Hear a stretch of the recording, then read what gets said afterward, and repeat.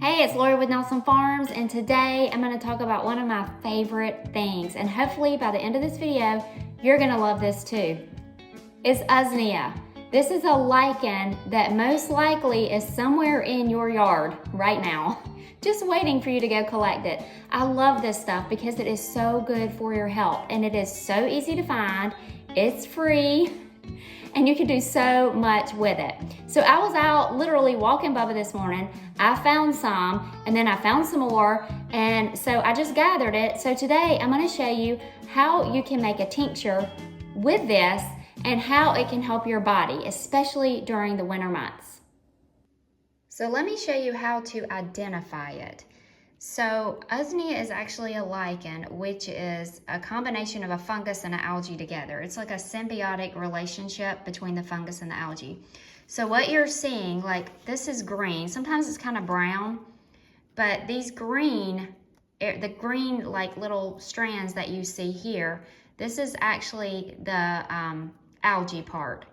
But if you pull it, let me see if I can do this with one hand. If you pull it in half, yeah. So if you pull it in half, you see how that little white string is in the middle? That's the fungus in the middle right there. That's how you know that it is Usnea. That worked perfectly.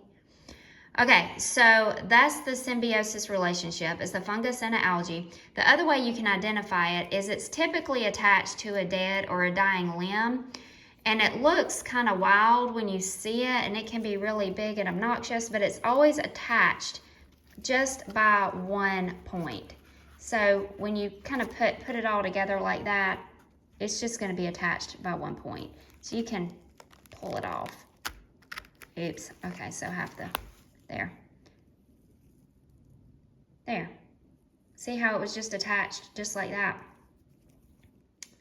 Okay, so that's how you can identify that you're actually looking at Usnea.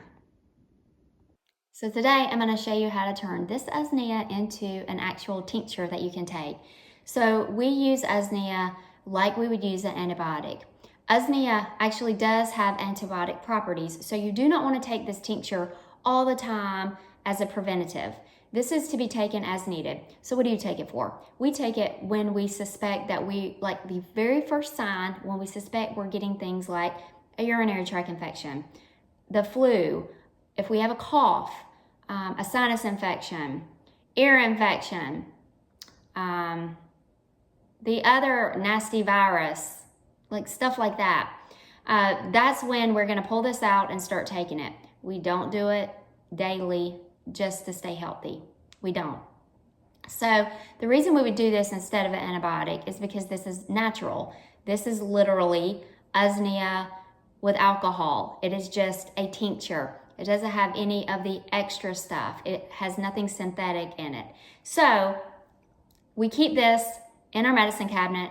We keep it stocked up, and it is so easy to make. And the only cost you have in it is the cost of the bottle and the alcohol. That's the only cost. The Usnea is free. You're gonna forage for that.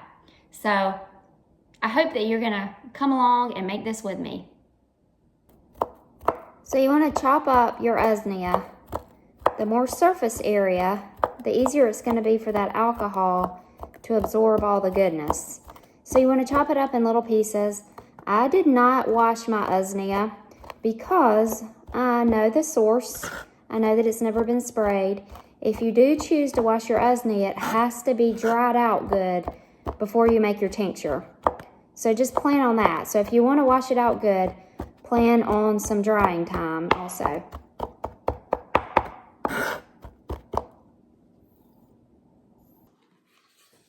So I only have a small canning jar because I didn't do a lot of Usnea. You just want to put your Usnea down in your jar. Make sure you get all of it.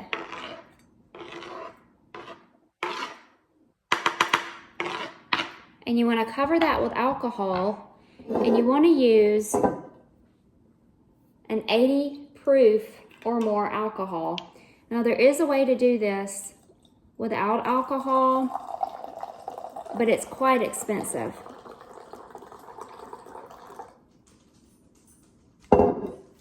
You want to make sure that all of your Usnea is covered.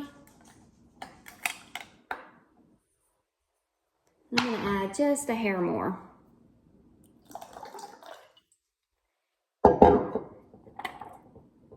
And depending on how much Usnea you have in there, you could fill it a little more or a little less.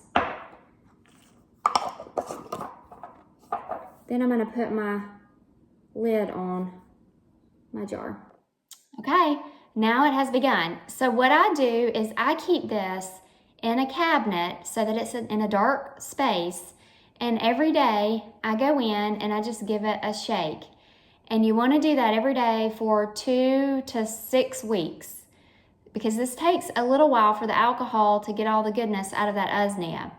After 2 to 6 weeks, I try to go the full 6 weeks. That's when this is probably going to be ready.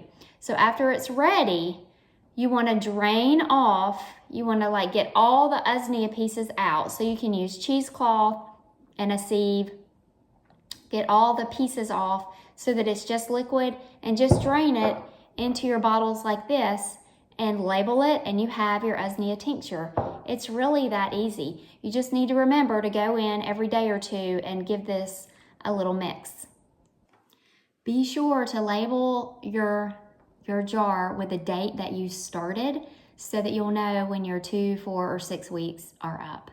In a jar this size, you'd probably be fine with 2 weeks, but again, I like to leave it 6 if possible so that it's really, really infused good. But isn't this easy? I mean, y'all can do this. Are you gonna do it though? Let me know. I do have some of these for sale if you wanna buy already made. But y'all, you don't have to spend money on this. Just go make some. Make your own. You can do it. Thanks for watching. We'll see y'all next time.